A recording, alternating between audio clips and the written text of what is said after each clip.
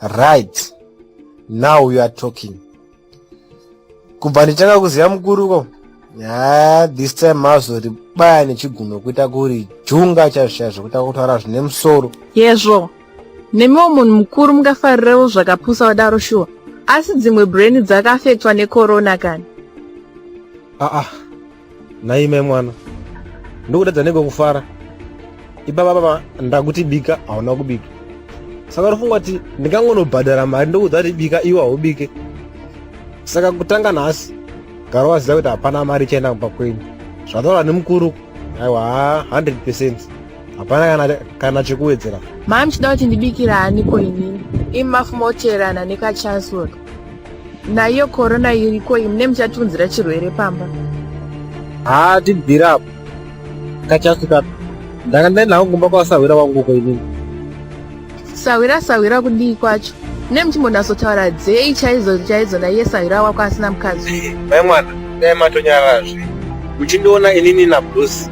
Ungapise, unganaye, ungatonhore. Hatinge takasera kunge mukuru nesikafu. Yemeni iyoyo baba Chipo. Mai Chipo. Mabike komba munomu. Tibvirapo Bruce. Unosvika uchibvunza chikafu panapa ucharora riniko iwewe? Gulezi zvidiki chaizvizvi. Mangwana chaiye anenge atovepo apo.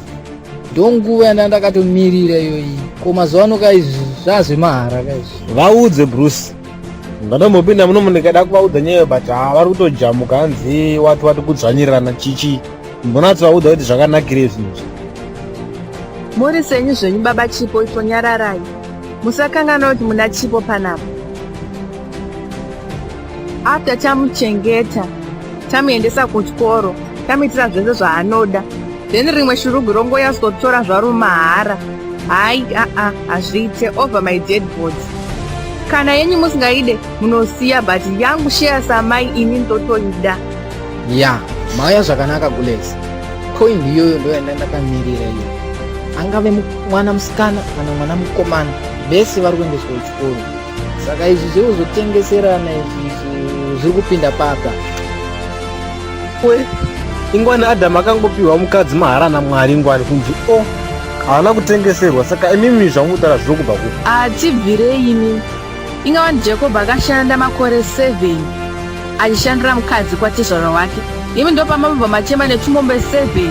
Tumombe 7 chaito utu 7. Right, apa mataura mai mwana. Ani matara kuti Jacob makamunwa zvichinzi mukadzi wake Leah akachemera ma-equal rights. Andimi pano munoti munoda 50-50. Iyo nyaya kana yakuenda kuma-equal rights ngatingogara taimira zvedu. Mai Chipo dai matogara matibikira because mangwana imande kandowo 15 yairehwa isvike edu takaguta isi.